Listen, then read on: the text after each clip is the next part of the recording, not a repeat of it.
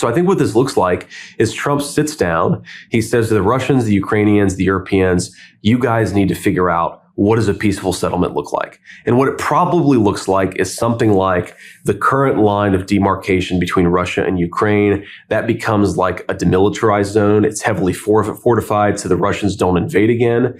Ukraine remains its independent sovereignty. Russia gets the guarantee of neutrality from Ukraine. It doesn't join NATO. It doesn't join, some of these sort of allied institutions. And I think that's ultimately what this looks like.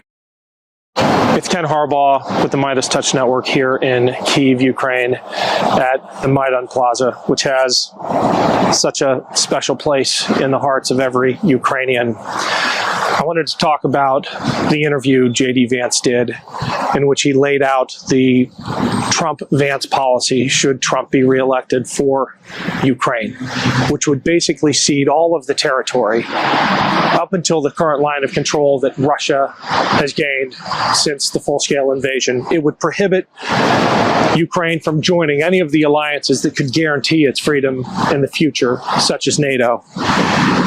It is a total surrender, and it is a betrayal of America's promise to our friends. It is a betrayal of every person that each flag in this park represents.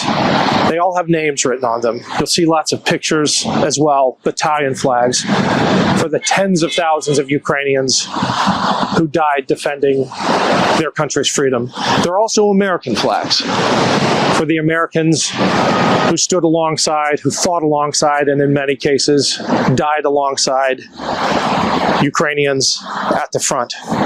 There are British flags too. You see one with a name and KIA, killed in action, written on it.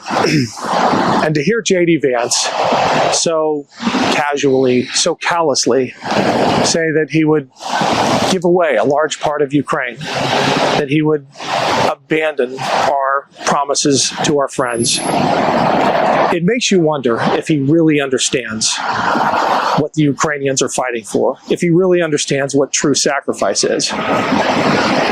But J.D. Vance is not an unintelligent person. He went to Yale Law School. And it begs the question, who is he really talking to? Is it the American voter? Or is it his and Trump's Russian handlers?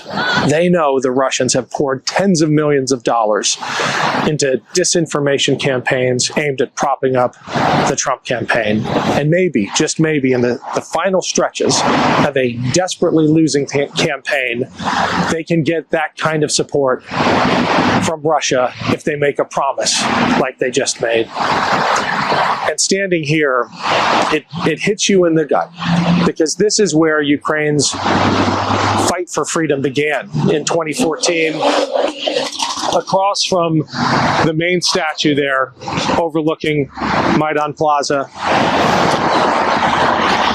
to my right is where the young people of Ukraine gathered in 2014 to demand that Russian influence in their country end, that they have the free and democratic society that they long for. And for standing up to Russian interference, to Russian oppression, in 2014, 100 of them were killed, mostly by sniper bullets.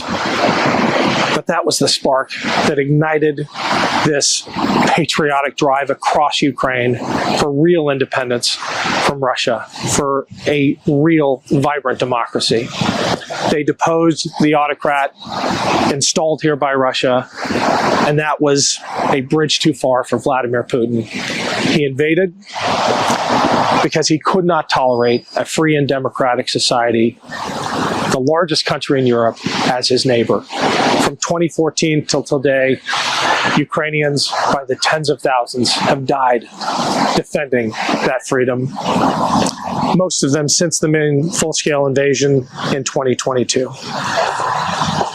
And it makes you wonder if J.D. Vance and Donald Trump really understand the true meaning of sacrifice, of fighting for freedom. I seriously doubt either of them would have the courage to stand right here and tell the Ukrainians what J.D. Vance just said in that interview. I know they wouldn't have the guts to look at these photos, to look at these flags with the names on them, and say what they really felt, which is that people who serve are suckers and people who die supporting their country are losers. It's Ken Harbaugh. Quick break here because I have two favors to ask. We're off to a great start with the Ken Harbaugh Show on YouTube, but the podcast needs a little love. Please click the link below to follow, rate, and review. The success of shows like this really does depend on those ratings. And if you haven't yet followed me on Patreon, please check it out. It's free to sign up, or you can pitch in a few bucks a month. Every dollar goes back into this show and our pro-democracy efforts, including the reporting from Ukraine. Go to patreon.com/Ken Harbaugh. Thanks for the support. This angle gives you a sense of the magnitude of that sacrifice that Ukrainians have made for their freedom. Not just Ukrainians, but the allies who have stood alongside them. You see a Turkish flag, you see an Australian flag, we saw the American flags. This is the true price of freedom. And the contrast between what Trump and J.D. Vance would do to Ukraine, which you just heard in that interview that J.D. Vance gave, and what a Harris administration would do for Ukraine could not be clearer. When Mongol warriors stormed Ukraine, Kyiv's church bells rang a night warning. They rang again when Ukrainians rallied for democracy. Today, they're warning the world of Putin's threat to freedom. Yet Donald Trump embraces Putin. I like Putin, he likes me. He picked J.D. Vance. I don't really care what happens to Ukraine. But Kamala Harris cares. She knows standing up to Putin keeps America safe. Love this video? Make sure you stay up to date on the latest breaking news and all things Meidas by signing up to the MeidasTouch newsletter at MeidasTouch.com/newsletter.